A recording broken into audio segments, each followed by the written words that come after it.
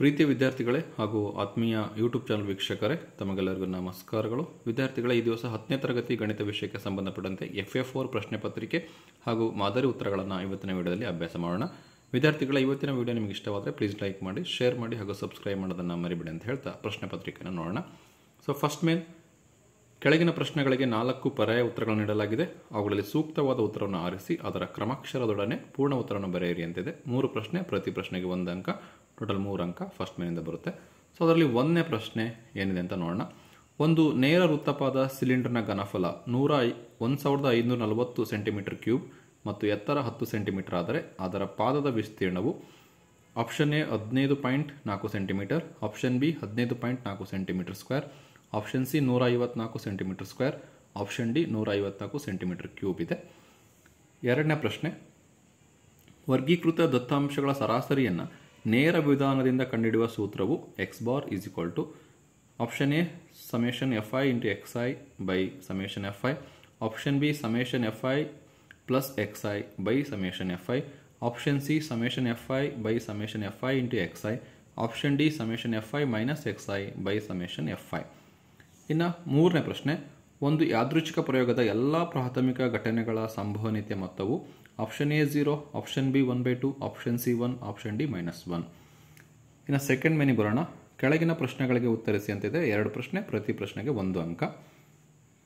4ನೇ ಪ್ರಶ್ನೆ, ಸಂಭವನೀಯತೆಗೆ ಸಂಬಂಧಿಸಿದಂತೆ ಇ ಎಂಬುದು ಒಂದು ಘಟನೆಯಾದರೆ P of E plus P of E ಬಾರ್ನ ಬೆಲೆಯನ್ನು ಬರೆಯಿರಿ ಅಂತ ಇದೆ. 5ನೇ ಪ್ರಶ್ನೆ, ಗೋಳದ ಘನಫಲವನ್ನು ಕಂಡುಹಿಡಿಯುವ ಸೂತ್ರವನ್ನು ಬರೆಯಿರಿ ಅಂತ ಇದೆ. ಥರ್ಡ್ ಮೇನ್, ಕೆಳಗಿನ ಪ್ರಶ್ನೆಗೆ ಉತ್ತರಿಸಿದೆ. 1 ಪ್ರಶ್ನೆ ಇದೆ, 2 ಅಂಕದ 1 ಪ್ರಶ್ನೆ.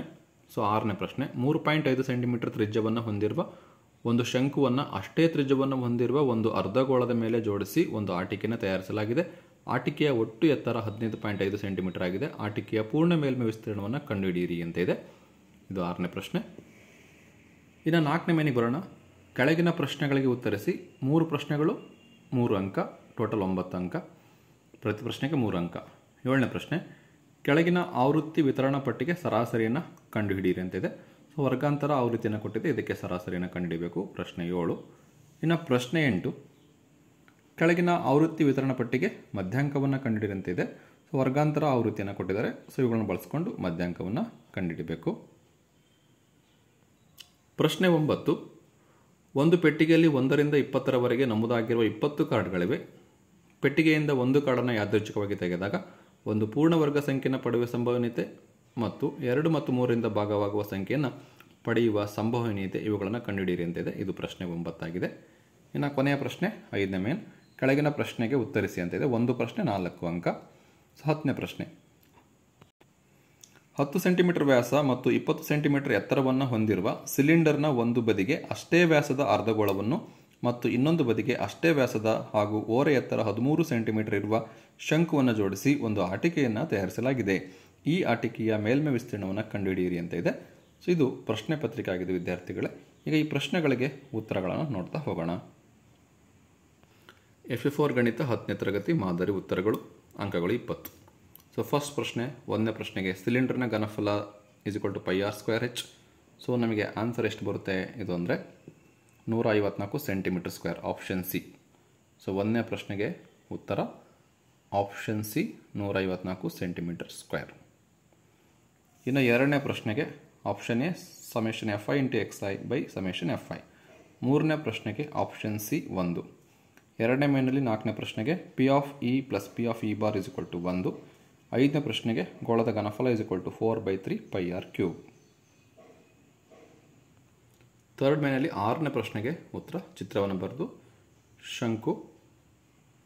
ಶಂಕುವಿನ ಎತ್ತರ ತ್ರಿಜ್ಯ ಬರೀಬೇಕು, ಓರೆ ಎತ್ತರ ಕಂಡುಹಿಡಬೇಕು L, ಅರ್ಧಗೋಳದ ತ್ರಿಜ್ಯ ಬರ್ಕೋಬೇಕು. ಸೊ ಆಟಿಕೆಯ ಪೂರ್ಣ ಮೇಲ್ಮೈ ವಿಸ್ತೀರ್ಣನ ಬರ್ಕೊಂಡ್ರೆ ಶಂಕುವಿನ ಪಾರ್ಶ್ವ ಮೇಲ್ಮೈ ವಿಸ್ತೀರ್ಣ ಮತ್ತು ಅರ್ಧಗೋಳದ ಪಾರ್ಶ್ವ ಮೇಲ್ಮೈ ವಿಸ್ತೀರ್ಣ ಕೂಡಿದಾಗ ಆಟಿಕೆಯ ಪೂರ್ಣ ಮೇಲ್ಮೈ ವಿಸ್ತೀರ್ಣ ಸಿಗುತ್ತೆ. ಸೊ ವ್ಯಾಲ್ಯೂಸನ್ನು ಸಬ್ಸ್ಟಿಟ್ಯೂಟ್ ಮಾಡಿ ಸಿಂಪ್ಲಿಫೈ ಮಾಡಿ 214.5 ಸೆಂಟಿಮೀಟರ್ ಸ್ಕ್ವೇರ್ ಬರುತ್ತೆ. ಇದು 6ನೇ ಪ್ರಶ್ನೆಗೆ ಉತ್ತರ ಆಗಿದೆ. ಫೋರ್ತ್ ಮೇನಲ್ಲಿ 7ನೇ ಪ್ರಶ್ನೆ, ಸರಾಸರಿ ಕಂಡಿರಿದೆ, ವರ್ಗಾಂತರ ಬರೀಬೇಕು, ಆವೃತ್ತಿ ಬರೀಬೇಕು, ಮಧ್ಯಬಿಂದು ಬರೀಬೇಕು, xi ಇಂಟು fi ಅನ್ನು ಬರೀಬೇಕು. ಸೊ ಆವೃತ್ತಿಯನ್ನು ಅಷ್ಟು ಕೂಡಿಸಿದ್ರೆ 20 ಬರುತ್ತೆ. ಸಮೇಷನ್ fi ಇಂಟು xi ಅನ್ನು ಅಷ್ಟು ಕೂಡಿಸಿದ್ರೆ 760 ಬರುತ್ತೆ. ಸೊ ಸರಾಸರಿ formula hockey x bar = summation fi into xi by fi. Summation FI. So simplify ಮಾಡಿ 38 ಬರುತ್ತೆ. ಸೊ ಇದು 7ನೇ ಪ್ರಶ್ನೆಗೆ ಉತ್ತರ ಆಗಿದೆ ವಿದ್ಯಾರ್ಥಿಗಳೇ. ಸೊ ಇದು ಸರಾಸರಿ ಕಂಡುಹಿಡಿಯಿರಿ. 7ನೇ ಪ್ರಶ್ನೆಗೆ ಉತ್ತರ ಸರಾಸರಿ ಕಂಡುಹಿಡಿಯಿರಿ. ಇನ್ನು 8ನೇ ಪ್ರಶ್ನೆ ಮಧ್ಯಾಂಕ ಹೇಳಿದರೆ. ಸೊ ವರ್ಗಾಂತರನ ಬರ್ಕೊಂಡಿದ್ದೀವಿ, ಆವೃತ್ತಿನ ಬರೆದಿವಿ. ಸಂಚಿತ ಆವೃತ್ತಿನ ಬರೀಬೇಕಾಗುತ್ತೆ. ಸಂಚಿತ ಆವೃತ್ತಿ ಬರಬೇಕಾದ್ರೆ ಕೂಡಿಸ್ತಾ ಹೋಗ್ಬೇಕು. ಫಸ್ಟ್ ಆವೃತ್ತಿ ಹಾಗೆ ಬರೀಬೇಕು. 2ನೇ ಆವೃತ್ತಿ ಮತ್ತು 3ನೇ ಆವೃತ್ತಿನ ಕೂಡಿಸಿ 1 ಮತ್ತು 2 ಕೂಡಿಸಿ ಇಲ್ಲಿ ಬರೀಬೇಕು. ಈ 3 ಆವೃತ್ತಿಗಳನ್ನು ಕೂಡಿಸಿ ಇಲ್ಲಿ, 4 ಆವೃತ್ತಿಗಳನ್ನು ಕೂಡಿಸಿ ಇಲ್ಲಿ, 5 ಆವೃತ್ತಿಗಳನ್ನು ಕೂಡಿಸಿ ಇಲ್ಲಿ ಬರೀಬೇಕು. ಇದು ಸಂಚಿತ ಆವೃತ್ತಿ. ಸೊ n = 20 ಬರುತ್ತೆ. ಇದನ್ನ 2ರಿಂದ ಭಾಗಿಸಿ 10 ಬರುತ್ತೆ. ಸಂಚಿತ ಆವೃತ್ತಿಯಲ್ಲಿ 10 ಎಲ್ಲ ಬರುತ್ತೆ ನೋಡಿ, ಅದನ್ನ ರೌಂಡ್ ಮಾಡ್ಕೊಳ್ಳಿ. F, CF ಮತ್ತು ಎಲ್ಲನ ಗುರ್ತು ಮಾಡ್ಕೊಳ್ಳಿ. ಸೊ ಬೆಲೆಗಳನ್ನು ಬರ್ಕೋಬೇಕು. ಸೊ ಬೆಲೆಗಳನ್ನು ಬರೆದ್ಮೇಲೆ ಫಾರ್ಮುಲಾದಲ್ಲಿ ಸಿಂಪ್ಲಿಫೈ ಮಾಡಿ, ಫಾರ್ಮುಲಾದಲ್ಲಿ ವ್ಯಾಲ್ಯೂಸನ್ನು ಸಬ್ಮಿಟ್ ಮಾಡಿ ಸಿಂಪ್ಲಿಫೈ ಮಾಡಿದರೆ ನಮಗೆ ಮಧ್ಯಾಂಕ ಸಿಗುತ್ತೆ ವಿದ್ಯಾರ್ಥಿಗಳೇ. ಸೊ ಇದು ಮಧ್ಯಾಂಕದ ಸೂತ್ರ. ನೆಕ್ಸ್ಟ್ ವ್ಯಾಲ್ಯೂಸನ್ನು ಸಬ್ಸ್ಟಿಟ್ಯೂಟ್ ಮಾಡಿದೆ. ಈಗ ಆನ್ಸರ್ ಎಷ್ಟು ಬರುತ್ತೆ ಅಂದರೆ 29.166 ಬರುತ್ತೆ.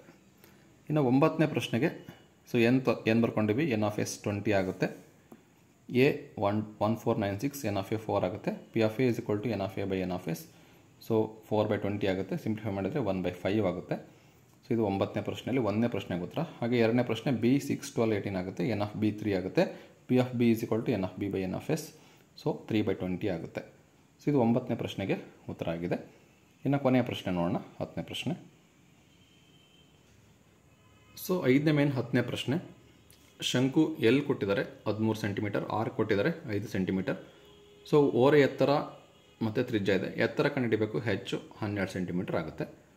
ಸೊ ಇವಾಗ ಸಿಲಿಂಡರ್ನ ತ್ರಿಜ್ಯ R ಇದೆ. ಸೊ ಅರ್ಧಗೋಳದ ತ್ರಿಜ್ಯ R ಇದೆ 5 ಸೆಂಟಿಮೀಟರ್, ಸಿಲಿಂಡ್ರಿಂದ 5 ಸೆಂಟಿಮೀಟರ್, ಸಿಲಿಂಡರ್ನ ಎತ್ತರ 20 ಸೆಂಟಿಮೀಟರ್ ಇದೆ. ಈಗ ನಮಗೆ ಆಟಿಕೆಯ ಪೂರ್ಣ ಮೇಲ್ಮೈ ವಿಸ್ತೀರ್ಣ ಬೇಕು. ಸೊ ಶಂಕುವಿನ ಪಾರ್ಶ್ವ ಮೇಲ್ಮೈ ವಿಸ್ತೀರ್ಣ ಪ್ಲಸ್ ಸಿಲಿಂಡರ್ನ ಪಾರ್ಶ್ವ ಮೇಲ್ಮೈ ವಿಸ್ತೀರ್ಣ, ಅರ್ಧಗೋಳದ ಪಾರ್ಶ್ವ ಮೇಲ್ಮೈ ವಿಸ್ತೀರ್ಣ. ಶಂಕುವಿನ ಪಾರ್ಶ್ವ ಮೇಲ್ಮೈ ವಿಸ್ತೀರ್ಣ, ಸಿಲಿಂಡರ್ನ ಪಾರ್ಶ್ವ ಮೇಲ್ಮೈ ವಿಸ್ತೀರ್ಣ, ಅರ್ಧಗೋಳದ ಪಾರ್ಶ್ವ ಮೇಲ್ಮೈ ವಿಸ್ತೀರ್ಣ. ಸೊ ಇಷ್ಟನ್ನು ನಾವು ಹಾಕಿದರೆ ನಮಗೆ ಆಟಿಕೆಯ ಪೂರ್ಣ ಮೇಲ್ಮೈ ವಿಸ್ತೀರ್ಣ ಬರುತ್ತೆ. ಸೊ ವ್ಯಾಲ್ಯೂಸನ್ನು ಫಾರ್ಮುಲಾ ಬರೆದು ವ್ಯಾಲ್ಯೂಸನ್ನು ಸಬ್ಮಿಟ್ ಮಾಡಿ, ವ್ಯಾಲ್ಯೂಸನ್ನು ಸಬ್ಸ್ಟಿಟ್ಯೂಟ್ ಮಾಡಿ ಸಿಂಪ್ಲಿಫೈ ಮಾಡಿ ನಮಗೆ 990 ಸೆಂಟಿಮೀಟರ್ ಸ್ಕ್ವೇರ್ ಬರುತ್ತೆ. ಇದು ಆಟಿಕೆಯ ಪೂರ್ಣ ಮೇಲ್ಮೈ ವಿಸ್ತೀರ್ಣ ಆಗಿದೆ ವಿದ್ಯಾರ್ಥಿಗಳೇ. ಇಲ್ಲಿಗೆ FA4 ಪ್ರಶ್ನೆ ಪತ್ರಿಕೆ ಹಾಗೂ ಮಾದರಿ ಉತ್ತರಗಳು ಮುಕ್ತಾಯವಾಗುತ್ತೆ. ವಿದ್ಯಾರ್ಥಿಗಳೇ, ನಿಮಗೇನಾದರೂ ಡೌಟ್ಸ್ ಇದ್ದರೆ ಕಮೆಂಟ್ ಮಾಡಿ. ಸೊ ನಾನು ನಿಮಗೆ ಎಕ್ಸ್ಪ್ಲೇನ್ ಮಾಡ್ತೀನಿ ಅಂತ ಹೇಳ್ತಾ, ಇವತ್ತಿನ ವಿಡಿಯೋ ನಿಮಗೆ ಇಷ್ಟವಾದರೆ ಪ್ಲೀಸ್ ಲೈಕ್ ಮಾಡಿ, ಶೇರ್ ಮಾಡಿ ಹಾಗೂ ಸಬ್ಸ್ಕ್ರೈಬ್ ಮಾಡೋದನ್ನು ಮರಿಬೇಡಿ ಅಂತ ಹೇಳ್ತಾ, thank you for watching this video.